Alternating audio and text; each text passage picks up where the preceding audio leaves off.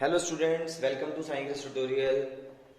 HDT maths की class में class 10th के लिए चैप्टर 10 एक्सरसाइज 10.2 जो लास्ट एक्सरसाइज है उसके सिलेक्टेड एक दो सम्स जो बचे हुए हैं, तो मैं आपको ये बता दूं इस वीडियो के अंदर आपको क्वेश्चन नंबर एनसीईआरटी 10.2 का एक तो 8 मिलेगा, नोट्स में 20 नंबर पर है, 11 मिलेगा 21 नंबर पे है, और एक नया सम जो इस बार मैंने नोट्स में ऐड किया हुआ है जो 2020 में स्टैंडर्ड के पेपर में आया था वो भी मिलेगा। इस एक क्वेश्चन से हम 3 सम्स को अप्लाई कर सकते हैं। कैसे, आप समझना। आप एक बात को देखेंगे कि क्वाड्रिलेटरल सर्कमस्क्राइब सर्कल, क्वाड्रिलेटरल यदि सर्कल के बाहर होता है तो अपोजिट साइड का सम मतलब AB और DC का सम अदर अपोजिट साइड जो है BC और AD के इक्वल है। A quadrilateral ABCD is drawn to circumscribe a circle. Prove that ABCD AB plus DC का सम AD और BC के है, ये प्रूफ करना है। 11 क्वेश्चन के अंदर ये कहा जाता है कि यदि क्वाड्रिलेटरल की जगह बाहर पैरेललोग्राम सर्कमस्क्राइब सर्कल हो तब उसे रोम्बस प्रूफ करना है। एक क्वेश्चन ये, यहां तक तो बात बुक की चली आती है, लेकिन स्टैंडर्ड के पेपर में लास्ट ईयर ये पूछ लिया गया कि prove that rectangle circumscribe circle, parallelogram की जगह बाहर यदि रेक्टेंगल होता है तो वो स्क्वायर बनता है। ये 2020 में एग्जाम में आया हुआ है। तो दोनों को लगभग एक तरह से ही स्टार्ट किया जाता है। आप ये मान के चले तीनों सम में 80% सॉल्यूशन सेम है और लास्ट में जाके कुछ थोड़ा सा चेंजेस करने पर पैरेललोग्राम वाला रोम्बस बन जाता है, रेक्टेंगल वाला स्क्वायर बन जाता है। कैसे? पहले हम जो मेन क्वेश्चन 8 है उससे शुरुआत कर रहे हैं। इसके लिए आपको जो हमारे चैप्टर की थ्योरम 10.2 थ्योरम जो है उसको थोड़ा याद रखने की जरूरत है कि the length of a tangents drawn from an external point to a circle are equal।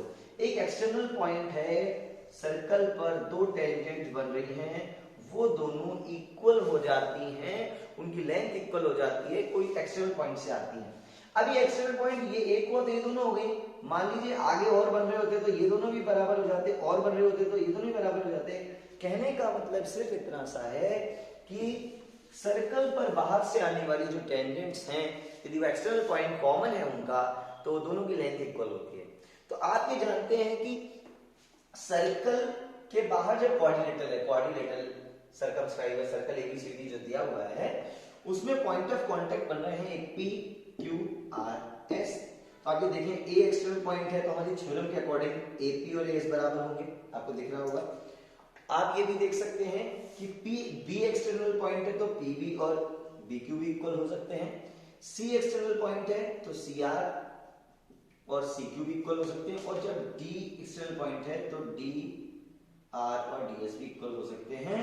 और इन इक्वल साइड के बाद जब हम इनको इक्वेशन को ऐड कराते हैं तो बाहर अपोजिट साइड का सम अदर अपोजिट साइड के सम के इक्वल हो जाता है, जैसा हमें प्रूफ करने को बोला है। AB equals to CD, AB plus CD equals to AD plus BC का सम।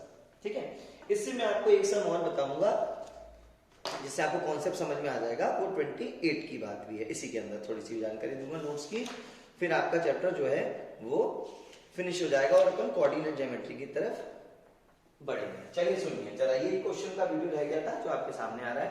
इसके अंदर 3 सम्स हैं, वो आपको कंप्लीट कराएंगे। इंपॉर्टेंट है, बहुत आता है ये टॉपिक, लास्ट ईयर आया है तो इन दोनों में से भी कुछ भी आ सकता है इस साल, या थ्योरम आ सकती है इस चैप्टर में से। तो इस बार की बात ये देखें कि A एक्सटर्नल पॉइंट है तो क्या होगा। हम यहाँ बोलेंगे यहाँ पे कि इन, इस फिगर की मैं बात कर रहा हूं, इन फिगर ABCD आप देखेंगे P एक पॉइंट ऑफ कांटेक्ट है, Q है, R है और S है, लेकिन जो A है वो एक तरह से एक्सटर्नल पॉइंट है। यहाँ पर एक एक्सटर्नल पॉइंट से जब जो टेंजेंट्स बनती हैं वो दोनों इक्वल होती हैं। हम यहाँ पर एक ही बात कहेंगे बार बार कि A is an external point, A external point है, A एक्सटर्नल पॉइंट है तो कौन कौन इक्वल हो रहा है थ्योरम 2 के अकॉर्डिंग। तो हम यहाँ पे लिखेंगे if A is an external point, तो लेंथ इसकी बराबर होगी, एक्सटर्नल है तो किसकी कौन इक्वल होगा, आप देख सकते हैं, तब AP और AS इक्वल होगा, और हम इसको 1 बना के छोड़ देंगे if A is an external point. ठीक है, फिर मैं पूरी बात देखूंगा। A एक्सटर्नल पॉइंट है तो length of tangent drawn from external point to a circle are equal, तीनों के लिए स्टेटमेंट कॉमन रहेगा। अब आप देख सकते हैं B is an external point, तो कौन बराबर होगा बताओ। आप आराम से देख सकते हैं B एक्सटर्नल पॉइंट है तो PB और BQ बराबर होंगे, PB एंड BQ बराबर होंगे। ध्यान रखना, हमें बाद में क्वेट भी कराना है। तीसरी बात, A एक्सटर्नल हो गया, B एक्सटर्नल पॉइंट हो गया, अब कौन बचा, C जब लिखा जाएगा C is an external point है, तो ध्यान देना एक्सटर्नल पॉइंट होता है तो CQ को पहले मत लिखना, क्योंकि जिस साइड CQ और BQ होंगे, BQ साइड है ना, उस साइड लिखना, तभी तो वो ऐड होके BC बनाएंगे। तो इस बार इसको CR को पहले लिखेंगे, तो हम ये कहेंगे CR इक्वल्स टू CQ। अच्छा, इसको हम थर्ड बना देंगे। अब लास्ट में D इज एन, D है एक्सटर्नल पॉइंट,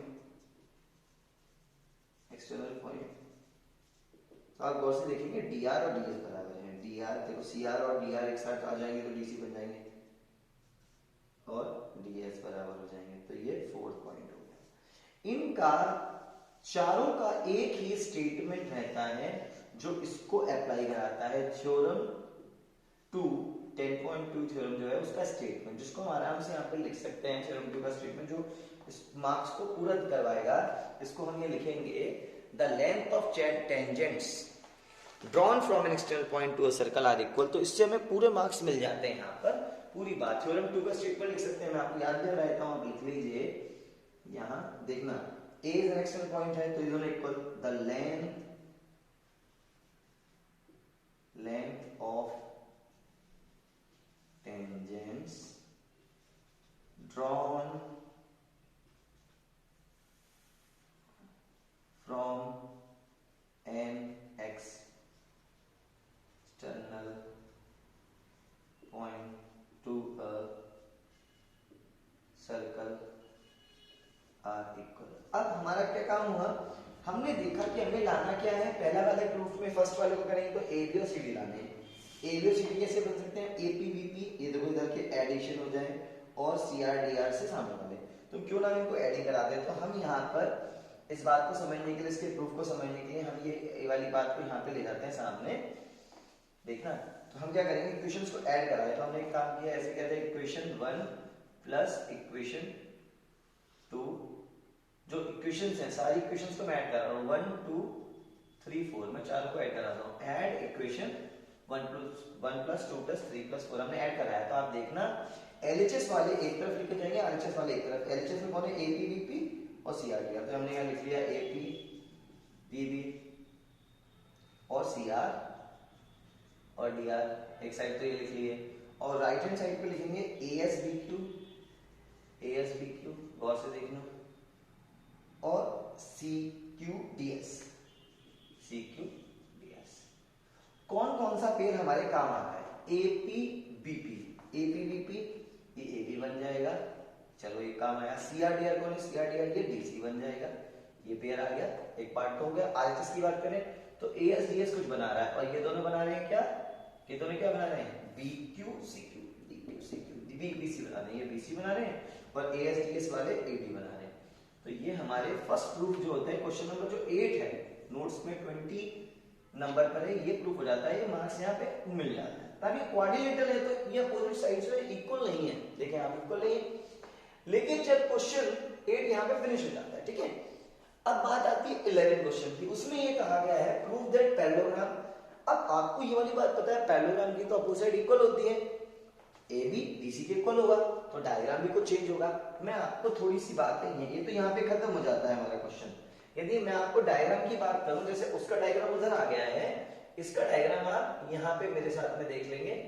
यहाँ पे मैं आपको डायग्राम दे रहा हूं, बाहर अब की बार हम पैरेललोग्राम बनाएंगे, तो पैरेललोग्राम की तो पोजीशन बराबर होगी, तो जो ये सॉल्यूशन होगा यहाँ से यहाँ तक सेम होगा। तो आप क्या यहाँ तक तो पहुंचा देंगे, AB प्लस DC और BC प्लस AD, अब आप ये कहोगे in parallelogram opposite side are equal, क्योंकि हमें अपोजिट साइड पैरेललोग्राम में इक्वल होती है तो हमें रोम्बस प्रूफ करना है, तो हम अपोजिट साइड में कह देंगे तो AB जो है वो DC के इक्वल होगा एंड जो BC होगा वो AD के इक्वल होगा। जब ये इक्वल होंगे तो हम AB को AB लिखेंगे, DC को भी AB लिखेंगे, BC को BC लिखेंगे, AD को भी BC लिखेंगे।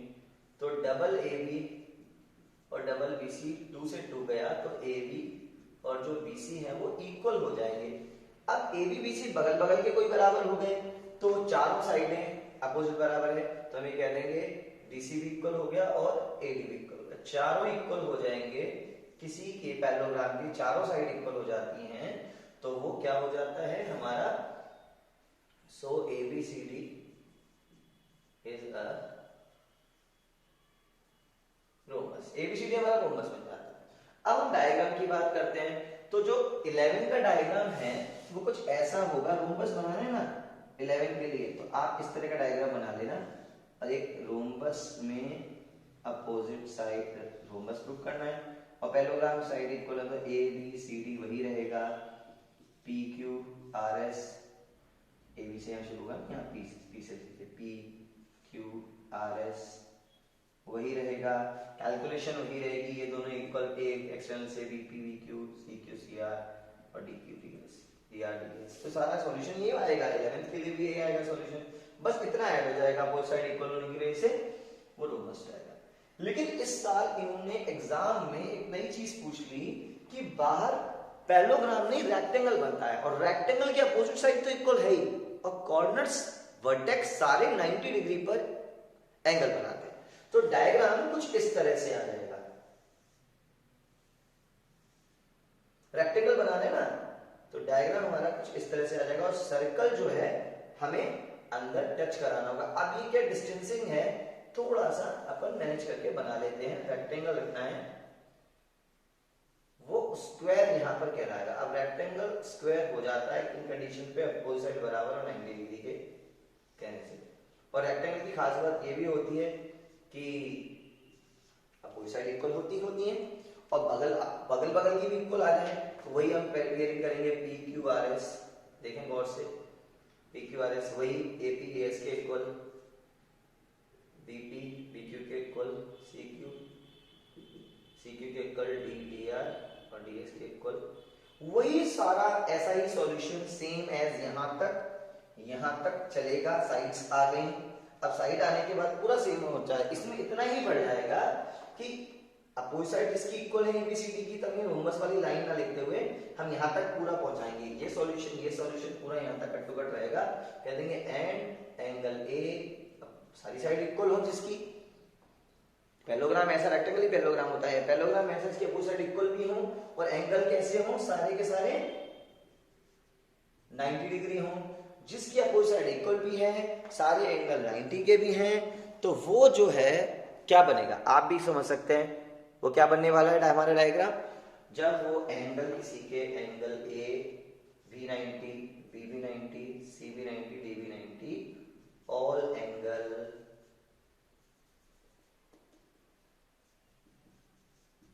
है, AB बराबर BC बराबर CD बराबर DA है, सारे इक्वल हैं, सो ABCD इज स्क्वायर हो जाएगा।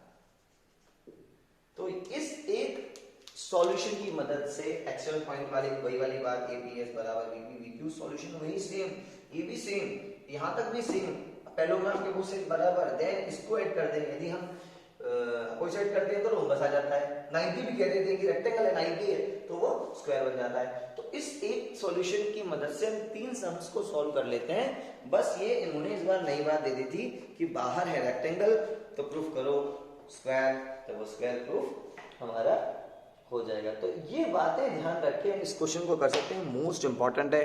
इसी के साथ हमारा चैप्टर खत्म हो रहा है। बाकी कुछ जो नोट्स के और सम्स हैं कुछ आपके को मैं और ग्रुप के अंदर भेज दूंगा और ये चैप्टर जो है इसी के साथ में कंप्लीट हो जाता है। और कोई और डाउट हो तो आप मुझे ज़रूर पूछें। ऑल द बेस्ट, नई चैप्टर के साथ मिलते हैं, कोऑर्डिनेट ज्योमेट्री। ठीक है, ये लास्ट नोट्स का है 59 है ना। All the best.